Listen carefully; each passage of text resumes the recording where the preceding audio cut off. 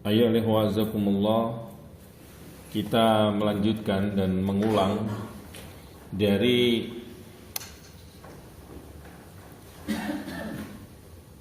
Nawaqidul Islam yang ke-9. Man i'taqada anna ba'dun nasi yas'auhu al-khuruju an syari'ati Muhammadin sallallahu alaihi wasallam kama wasa'al Khidir al-khuruj an syari'ati Musa alaihissalam fahuwa kafir. Yaitu barang siapa yang mempunyai akidah, mempunyai keyakinan bahwasanya sebagian manusia ini diberi toleransi untuk keluar dari syariat Nabi Muhammad SAW, sebagaimana diberikannya keleluasaan atau toleransi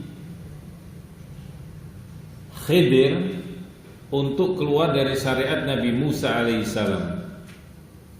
Kalaulah orang berpendapat seperti ini atau mengklaim seperti ini, fahuwa kafir, maka dia kafir, maka dia dalam keadaan kafir.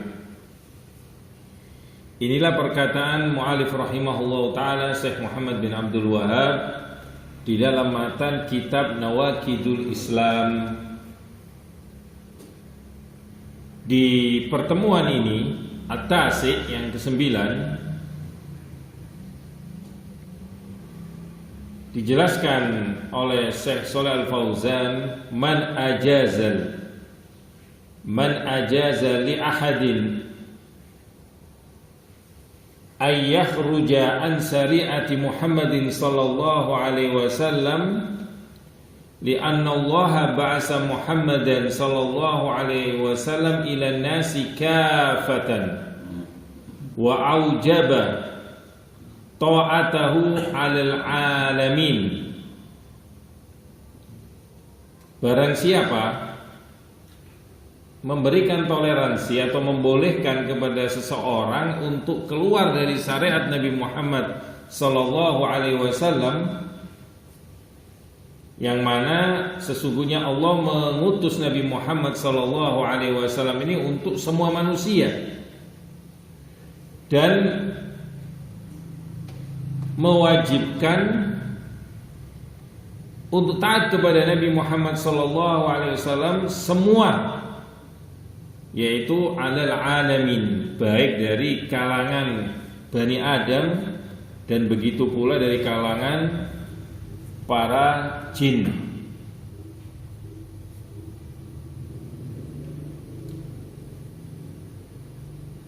Maka di sini maksudnya adalah bertentangan dengan ayat ini, barang siapa yang membolehkan seperti ini.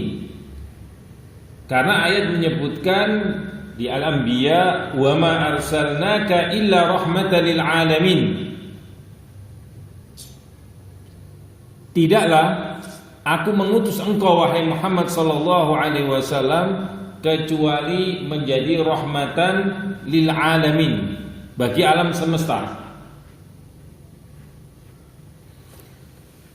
Di dalam hal ini mufassirin menafsirkan ayat ini atau bagian dari ayat ini, summa asna ala rasuli sallallahu alaihi wasallam alladzi jaa bil Qur'an faqal, kemudian Allah memuji-muji Rasul sallallahu alaihi wasallam yang mana Rasul membawa Al-Qur'an, dan firman Allah, wa ma arsalnaka illa rahmatan lil alamin, tidaklah aku utus engkau wahai Muhammad kecuali rahmat, yaitu seorang nabi, seorang rasul yang memberikan kasih sayang bagi alam semesta ini. Yang dimaksud di sini yaitu rahmatnya itu adalah petunjuk, hidayah, irsyad, arahan, petunjuk. Ini loh halal, ini haram, ini loh tauhid, ini syirik, ini bid'ah, ini sunnah, ini ketaatan, ini maksiat. Inilah petunjuk li ibadihi, untuk para hambanya. Fal mu'minun bihi, dan orang-orang yang beriman dengan hal itu, qabalu hadi rahmah, maka menerima rahmat ini. Hidayah irsyad dari Rasul sallallahu alaihi wasallam diterima. wa syakaruha, dan mereka pun bersyukur, berterima kasih, bersyukur dengan keadaan ini. Wa qamu biha, dan tidak itu saja, mereka melaksanakan daripada apa yang diarahkan oleh Rasul sallallahu alaihi wasallam. Wa ghairuhum kufruha, dan selain mereka adalah orang-orang yang mengkufurinya. Wa badalu ni'matallahi kufran, yang mana mereka ini mengganti nikmat Allah Subhanahu wa taala, diberikan oleh Allah Rasul yang rahmatan lil alamin, yaitu memberikan petunjuk, memberikan arahan bagi alam semesta ini. Bahkan Rasul sallallahu alaihi wasallam memberikan bimbingan terhadap hewan, walaupun itu hewan yang boleh dibunuh, tidak boleh kita siksa misalkan, menunjukkan rahmatnya. Begitu pula ketika kita menyembelih kambing, bagaimana sunnahnya menyembelih kambing, adab menyembelih kambing. Tidak boleh kita memperlihatkan ketika menyembelih dan dilihat oleh kambing-kambing yang lain, karena ini bisa menimbulkan apa? Stres, tekanan dari kambing-kambing yang belum disembelih. Kemudian pisaunya tajam sehingga cepat matinya hewan kurban tersebut, tidak tersiksa. Ini menunjukkan rahmat lil alamin, tidak hanya kepada manusia. Rasul sallallahu alaihi wasallam rahmatan lil alamin membimbing para orang dewasa bagaimana memberikan kasih sayangnya kepada anak-anak kecil, dan anak-anak kecil menghormati yang lebih tua. Begitu pula membimbing keluarga, membimbing masyarakat secara umum, membimbing seorang guru terhadap murid, murid terhadap guru, yang penuh cinta, penuh rahmat. Dan ini ayolah wazakumullah, bentuk kasih sayang Rasul sallallahu alaihi wasallam, yang ini merupakan nikmat Allah kepada manusia. Namun ironisnya ada orang-orang yang enggan, orang-orang yang kufur terhadap nikmat ini. Mereka menjadi orang-orang yang menentang Rasul sallallahu alaihi wasallam, memusuhi Rasul sallallahu alaihi wasallam. Bahkan mereka memutus kebaikan Rasul sallallahu alaihi wasallam dengan cara bid'ah, sehingga ketika orang melakukan sunnah, Rasul akan mendapatkan pahalanya. Makanya di sini dikatakan quta'ut thariq, yaitu orang yang merampok dari sisi perampok jalanan, yang artinya orang-orang ahlul bid'ah ini memutus daripada ilmu yang sahih dari Rasul sallallahu alaihi wasallam, yang mana seharusnya Rasul mendapatkan pahala dengan orang-orang yang akan melakukan kebaikan itu. Maka inilah orang-orang yang tidak bersyukur dengan nikmat Allah Subhanahu wa taala, termasuk ahlul bid'ah, termasuk orang-orang kafir. Maka ini tidak bersyukur, padahal Rasul menjadi rahmatan lil alamin. Bahkan terhadap orang-orang kafir sendiri ketika berperang, maka tidak serta-merta dihabisi orang-orang kafir ini. Pertama ditawari tentang Islam, ditawari masuk Islam dulu. Yang kedua, Rasul tidak akan merusak ataupun menyerang, menghancurkan tempat-tempat ibadah mereka. Rasul pula tidak akan menyiksa ataupun membunuh dengan cara yang sadis, atau mengajarkan hal itu kepada sahabatnya terhadap orang-orang kafir, tidak dimutilasi misalkan ketika berperang. Begitu pula Rasul sallallahu alaihi wasallam menjaga terhadap anak dan wanita dan orang-orang tua di kalangan orang kafir itu, tidak serta-merta karena ini peperangan kemudian menghalalkan segala cara. Tidak.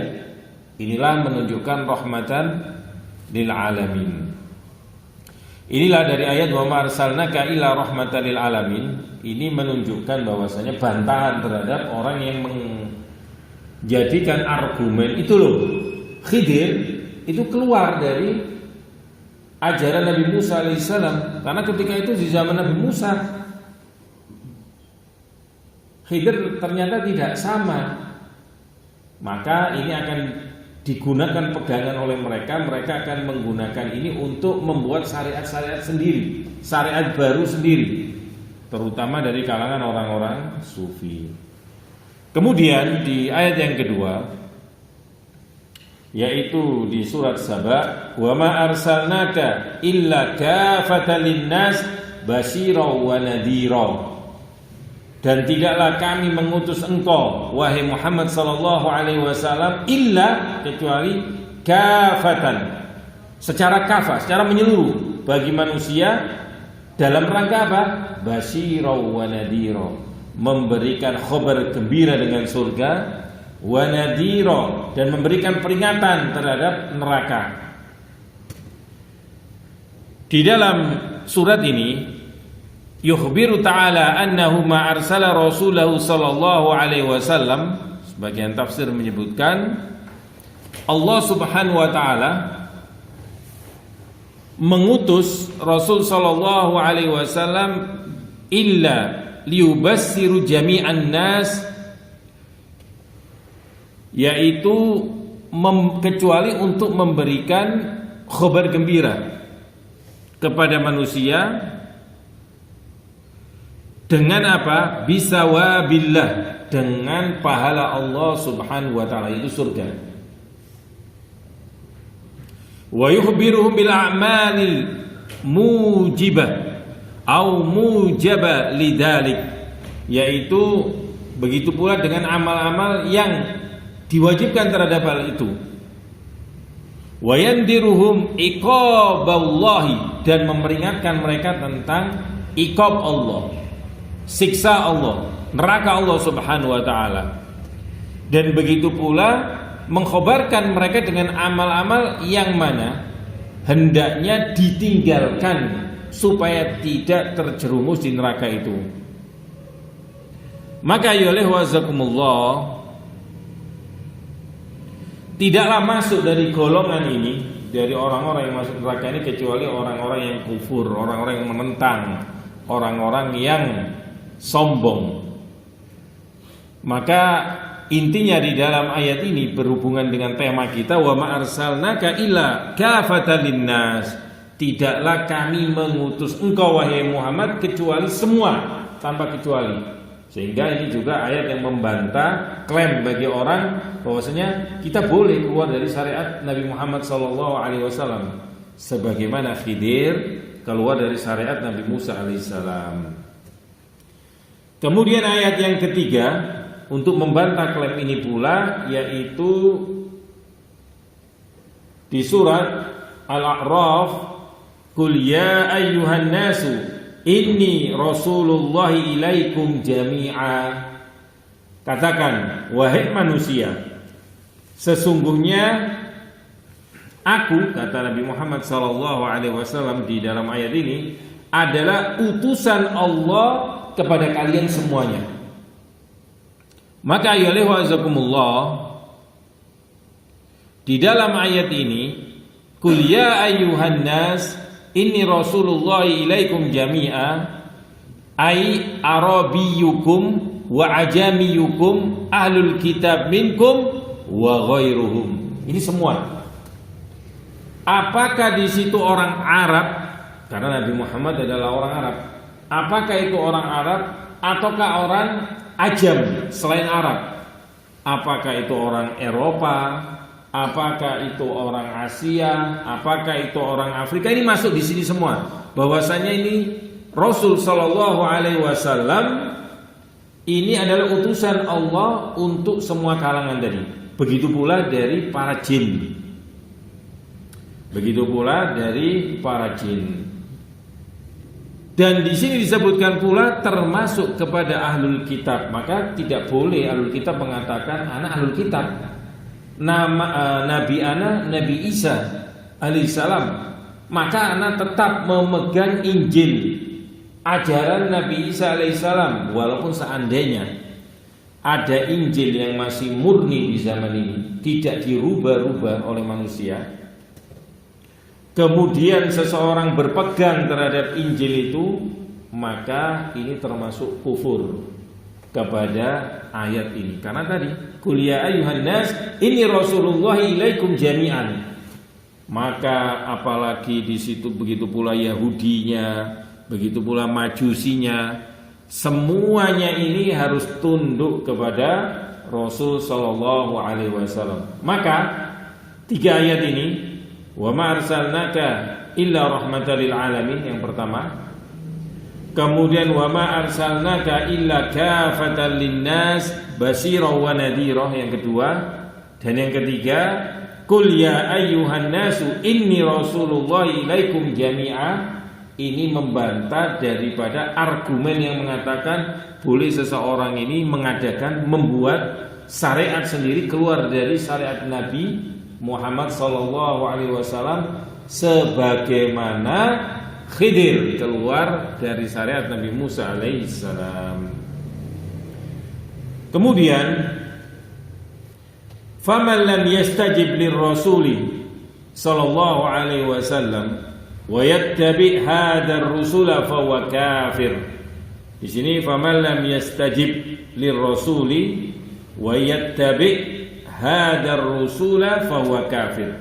Barang siapa yang tidak menerima tentang risalah Nabi Muhammad sallallahu alaihi wasallam, dan barang siapa yang tidak mengikuti Rasul sallallahu alaihi wasallam, fahuwa kafir, maka dia dalam keadaan kafir. Sawaun akana yahudiyan au nasraniyan au majusiyan, sama saja. Apakah dia seorang Yahudi, apakah dia seorang Nasrani, ataukah Majusi, semuanya kalau tidak mengikuti, tidak menerima risalah Nabi Muhammad SAW, maka dia kafir. Au ayyamillah au ayyamillatin kan, agama apapun tidak tunduk, tidak mengikuti Rasul, maka dia kafir. Li'annahu, dikarenakan biba'satihi aujaballahu ta'atahu wattiba'ahu, karena dengan diutusnya Rasul sallallahu alaihi wasallam mewajibkan, yaitu Allah mewajibkan hamba ini untuk taat kepada Rasul, untuk mengikuti Rasul sallallahu alaihi wasallam. Wa man kana ala dinil yahudiyyati wa nasraniyati fa innahu qad nusikha bi ba'satihi sallallahu alaihi wasallam. Walaupun dia seorang Yahudi, yang mana Bani Israel dahulu mengikuti siapa? Nabi Musa alaihissalam. Kemudian seorang Nasrani yang mengikuti Nabi Isa alaihissalam dengan kitabnya, apakah itu Taurat, apakah itu Injil, apakah itu Zabur dan yang lainnya dari agama-agama lain termasuk Yahudi dan Nasrani, maka terhapus semua. Itu dihapus dengan adanya Rasul sallallahu alaihi wasallam. Fala yasa'u ahadan ayakhruja an ta'atih, maka enggak boleh, haram hukumnya keluar dari bingkai tentang ketaatan kepada Rasul sallallahu alaihi wasallam dan mencari nabi yang lain. Adapun keluarnya Khidir dari Nabi Musa alaihissalam, dari tunduknya terhadap ketaatan Nabi Musa alaihissalam, fali anna Musa lam yursal ilal Khidir, karena Nabi Musa ini tidak diutus sampai, yaitu jangkauannya ke Nabi Khidir. Li'anna risalata Musa khasatan bi Bani Israil, karena ternyata risalah Nabi Musa alaihissalam ini khusus terhadap Bani Israel, khusus terhadap Bani Israel. Sebagaimana ayat wa id qala Musa liqaumih ya qaumi lima tu'dunani wa qad ta'lamuna anni rasulullahi ilaikum, yaitu tatkala Nabi Musa berkata kepada kaumnya, yaitu Bani Israel, liqaumi, wahai kaumku, ya qaumi lima tu'dunani, kenapa kalian menyakiti aku? Wa qad ta'lamuna 'ani rasulullahi ilaikum, dan sungguh kalian telah mengetahui aku ini adalah apa? Utusan Allah Subhanahu wa taala kepada kalian. Kepada siapa tadi? Bani Israil. Maka penjelasan para ulama bahwa Nabi Khidir ini di luar Bani Israil. Di luar Bani Israil, sehingga tidak masuk dalam naungan risalah Nabi Musa alaihissalam. Sehingga ketika beda, ini bukan menjadi alasan kita loh itu Nabi Khidir atau Khidir ya. Walaupun nanti ada khilaf apakah beliau ini nabi atau orang soleh. Ini keluar dari naungan risalah Nabi Musa alaihissalam. Farisalatu Musa alaihissalam li Bani Israil ma hiya amali jami'in nas, karena khusus kepada Bani Israil. Risalah Nabi Musa tidak umum seperti kafah, seperti Nabi Muhammad sallallahu alaihi wasallam, yaitu kafatan linnas, menyeluruh bagi bangsa manusia semuanya. Falidzalikal Khidir kana ala ibadatillah, yaitu Nabi Khidir ini dulu dikisahkan bahwasanya salah satu hamba Allah yang soleh dari hamba-hamba Allah. Wa ikhtalafal ulama fil Khidir. Di sini para ulama beda pendapat, ada khilaf. Apakah beliau nabi, yaitu Nabi Khidir, ataukah beliau adalah orang soleh? Hal huwa nabiyyun aw rajulun saleh? Maka di sini ada dua pendapat terhadap hal ini. Pendapat yang pertama, bahwasanya Nabi Khidir annahu nabiyyun, bahwasanya beliau adalah apa? Nabi. Beliau adalah nabi. Apa dasar ulama mengatakan bahwasanya beliau nabi? Li'annahu amalun asya'u la takunu illa mu'jizat. Karena beliau melakukan amal-amal itu enggak akan terjadi kalau itu bukan mukjizat, bukan mukjizat, ya. Itu tidak akan terjadi kalau itu bukan mukjizat. Yaitu di kisah surat Al-Kahfi, seperti menghancurkannya perahu ketika itu. Nabi Musa alaihissalam bertanya-tanya, ngapain perahu bagus-bagus kok dihancurkan?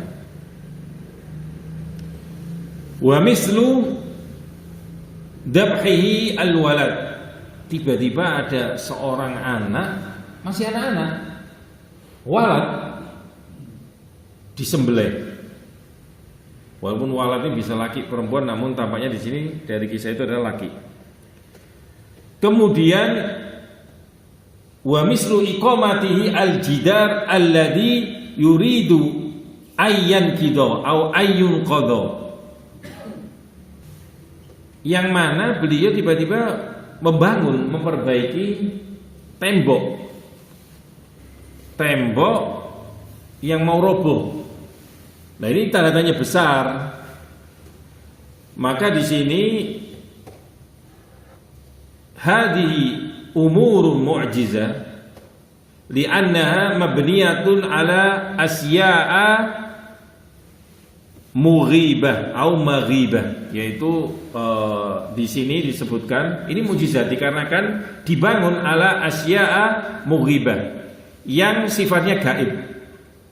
Wal mu'jizat la takunu illa linabiyyin, maka mukjizat ini tidaklah diberikan kecuali nabi.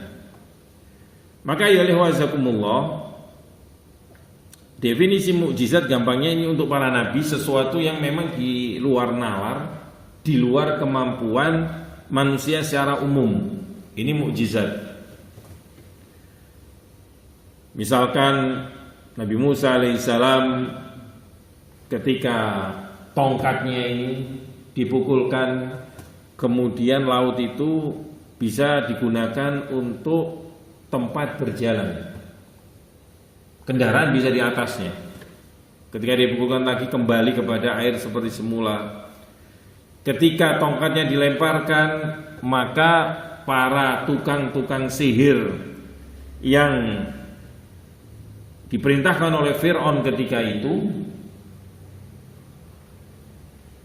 melihat ternyata sihir mereka yang ditampakkan kepada Nabi Musa alaihissalam itu seperti ular-ular yang akan menyerang, akan membinasakan Nabi Musa. Namun tongkat ini ketika dipukulkan menjadi ular yang besar yang memakan semua daripada sihir-sihir tukang sihir tadi. Ini menunjukkan ini nggak biasa, ini bukan sihir ini. Sampai mereka pun sujud, tukang-tukang sihir ini beriman kepada Allah, kepada Nabi Musa alaihissalam. Inilah mukjizat. Di dalam kisah tadi, ketika bersama Nabi Khidir, Nabi Musa alaihissalam melihat kok perahu-perahu ini dihancurkan, perahu-perahu bagus. Kemudian ada seorang anak belum dewasa dibunuh. Kemudian ada bangunan yang ataupun tembok yang diperbaiki, dan kok cuma-cuma wong ini capek, kena panas, kena membawa barang yang berat dan yang lain-lain, ini capek, namanya bangun bangunan, yaitu tembok, kok nggak ada balasan berupa gaji, berupa bayaran. Inilah yang akhirnya ketika itu menjadi ketidaksabaran Nabi Musa alaihissalam, sebagaimana beliau juga manusia walaupun beliau nabi. Dari kisah ini dikisahkan inilah tentang ketika Nabi Musa alaihissalam menganggap tidak ada di tempat lain ini yang mempunyai ilmu seperti Nabi Musa. Ternyata Allah mengkhabarkan ada, yaitu Nabi Khidir alaihissalam ini. Atau kalau ini disebut nabi dari pandangan pendapat pertama ini, yaitu tadi ternyata hikmah dari kenapa kok dirusak perahu-perahu kapal-kapal tadi, karena di situ ternyata ada pemimpin raja yang dolim, yang mana ketika ada perahu-perahu yang bagus maka akan diambil, akan dikuasai, maka dirusaklah. Ini termasuk strategi. Dan ini mengingatkan Ana, waktu itu Ana pernah datang ke kota di Balikpapan. Orang ini katanya kaya. Tapi ketika masuk saya lihat waktu itu rumahnya dari depan, dari casingnya kok biasa sekali. Namun memang ini orang kaya. Adapun dalamnya ternyata ya bagus. Kemudian dia cerita, kenapa ini saya lakukan? Karena saya trauma, saya khawatir. Pernah dia itu keluarganya waktu dia nggak ada, itu didatangi perampok, sehingga terjadilah perampokan, diambil hartanya. Sampai sebagian perampok ini ketangkap ketika dia itu pergi ke penukaran uang. Kok tiba-tiba ada orang yang menukar uang ini, kayaknya nggak mungkin punya ini kecuali Ana ini, uang Meksiko. Nggak mungkin orang-orang biasa ini punya ini, uang Meksiko kan, kalau dolar, real kan umum, ini uang Meksiko. Akhirnya ketangkaplah itu. Nah dari situ inti ceritanya adalah casingnya ditampakkan tidak mewah, karena ini terkadang bisa mengundang orang-orang yang berniat jahat, apakah perampok ataukah pencuri. Nah ini yang dilakukan oleh Nabi Khidir ketika bertujuan merusak kapal ini. Bukan dirusak total ya, supaya tidak berjalan, namun sebagian supaya raja yang dolim ini tidak menguasai atau mengambilnya. Kemudian anak kecil ini dibunuh loh ini. Ini nggak boleh kita tiru ya, ini kekhususan dari Nabi Khidir. Kemudian antum melihat kok bedik anak ini jangan-jangan nanti besarnya begini dan begitu. Belum tentu ya. Kalau antum melihat Fudail bin Iyad, beliau perampok, namun akhirnya menjadi seorang ulama. Kalau antum melihat Ibnu Mubarak, Abdullah bin Mubarak, beliau adalah pemain musik dulunya, namun akhirnya menjadi seorang ulama besar. Maka di sini karena inilah mukjizat, dengan izin Allah, diberitahu oleh Allah tentang kejadian yang akan datang. Karena akan memadorotkan daripada orang tuanya yang soleh, memadorotkan pihak lain, maka anak ini dibunuh. Kemudian adapun jidar, yaitu memperbaiki tembok, karena di situ ada peninggalan dari orang tua yang soleh terhadap anak yang ditinggali itu, maka dijaga oleh Nabi Khidir dengan memperbaiki tembok tersebut. Inilah sebagian hikmah yang ada dari kisah Nabi Khidir dengan Nabi Musa alaihissalam. Inilah mukjizat karena sesuatu yang sifatnya gaib. Dan ini dikisahkan ketika Nabi Musa alaihissalam berkhutbah menyampaikan kepada Bani Israel, fasa'aluhu,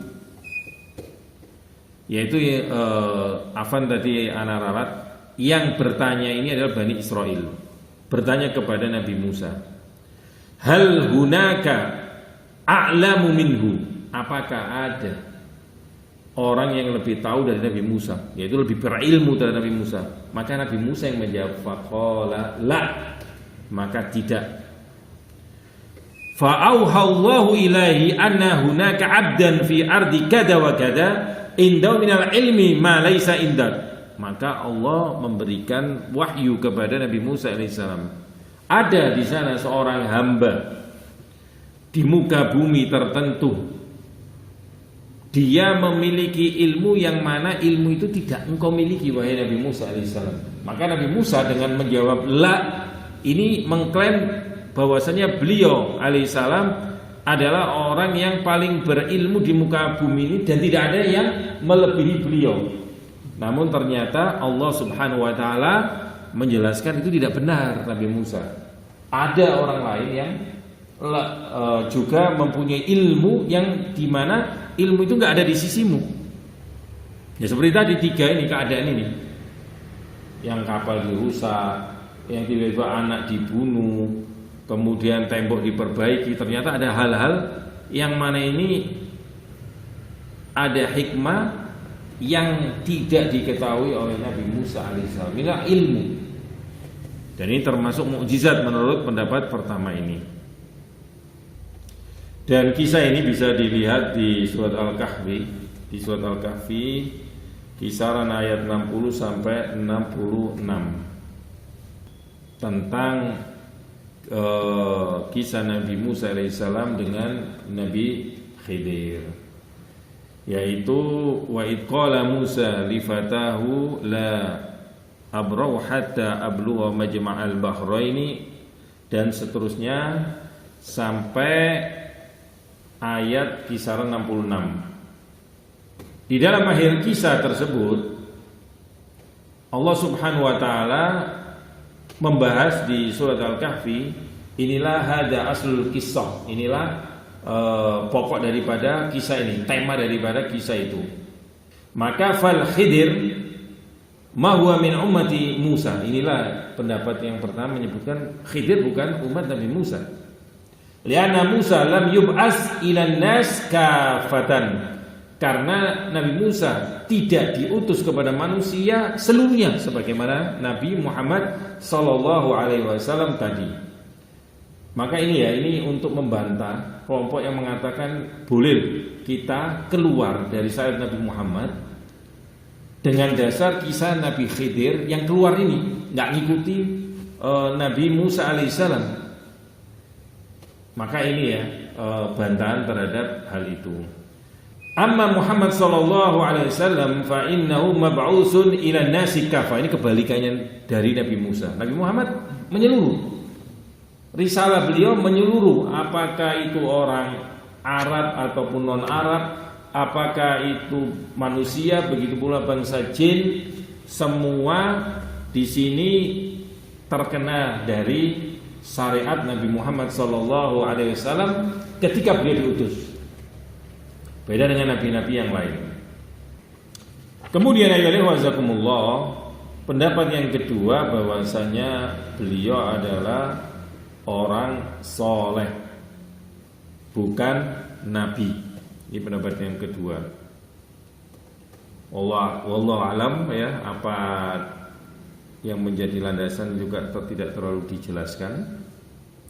Kemudian innar rusula innamahum lil awam ammal khawas fala yahtajuna ila rasul. Ini salah satu dasar orang-orang yang ini dari kelompok sufi terutama, yang menjadikan bahwasannya dia tidak mengikuti syariat Nabi Muhammad karena Rasul itu untuk orang awam saja menurut mereka ya. Adapun orang-orang khusus mereka tidak membutuhkan para Rasul. Li'annahum ya'rifuna Allah wa yusalluna ila Allah, karena mereka mengenal Allah dan mereka sholat langsung kepada Allah ataupun berhubungan langsung kepada Allah. Wa ya'khuduna 'anillah mubasyarah, dan mengambil ilmu itu dari Allah langsung, mungkin dari mimpi ataupun yang lainnya.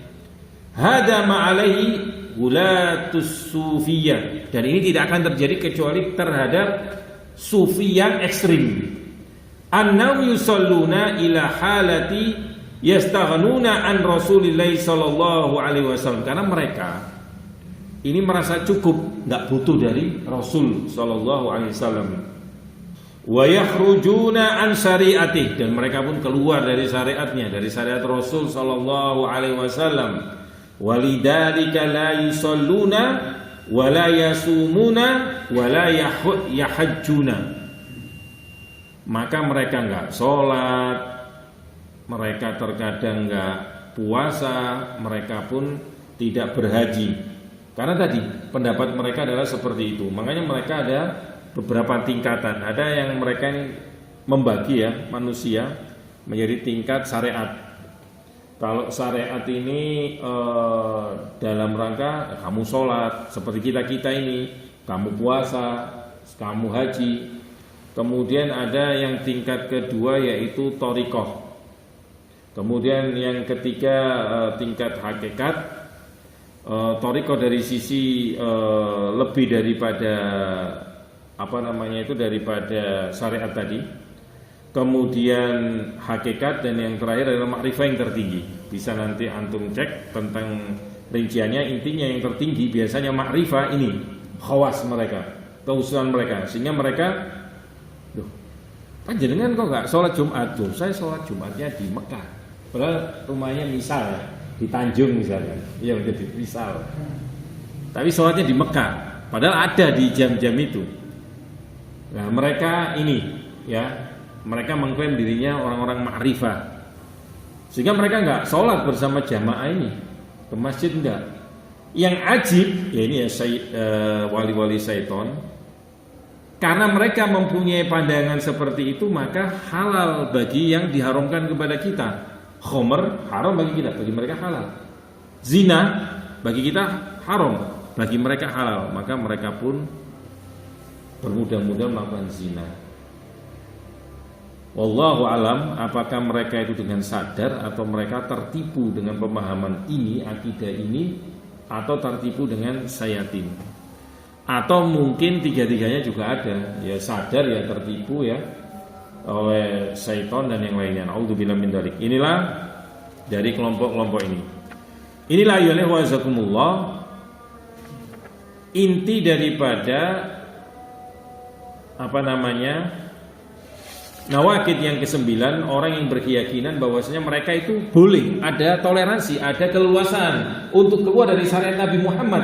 Karena itu loh kisah Khidir, bahwasanya keluar dari Nabi Musa, kan itu nabi di situ. Maka itulah bantahan para ulama tadi. Yang pertama ya, kesimpulannya Nabi Muhammad ini adalah rahmatan lil alamin. Kemudian kafatan linnas. Ini diperintahkan risalahnya untuk semua kalangan, semua manusia, semua golongan, semua suku. Apakah itu bangsa Arab atau non Arab, apakah itu manusia dan para jin. Ini semua. Sedangkan Nabi Musa khusus terhadap Bani Israel. Khidir di luar ini. Dan Nabi Khidir pun ada khilaf, apakah beliau nabi, Ya, kalau nabi otomatis kan, oh ini nabi. Lah kamu kan bukan nabi. Kan bisa kita jawab seperti itu. Kalaulah Yahir, beliau bukan nabi, beliau orang soleh. Namun di sini tadi tidak masuk di dalam Bani Israel yang mana harus tunduk kepada ketaatan risalah Nabi Musa alaihissalam. Terbukti dari kisah tadi ketika orang-orang Bani Israel bertanya apakah ada orang yang lebih berilmu dari engkau wahai Nabi Musa, maka tidak ada. Ternyata Allah mengatakan ada di bumi tertentu bahwasanya ada orang yang mempunyai ilmu yang mana tidak engkau miliki wahai Nabi Musa alaihissalam. Inilah penggugur yang ke-9 tentang nawaqid Islam. Orang bisa gugur, murtad, keluar dari Islam ketika mempunyai keyakinan seperti ini. Maka perlu hati-hati orang-orang yang mempunyai keyakinan yang seperti ini. Wallahu a'lam bishawab. Semoga yang sedikit ini bermanfaat, dan di pertemuan yang akan datang kita akan memasuki yang terakhir, yang ke-10 tentang nawaqid Islam ini. Wallahu a'lam bishawab. Walhamdulillahirabbil alamin. Akhirul kalam walhamdulillahirabbil alamin. Wassalatu wassalamu ala nabiyyina Muhammadin sallallahu alaihi wasallam. Naktafi bihadzal qadar. Wassalamu alaikum warahmatullahi wabarakatuh.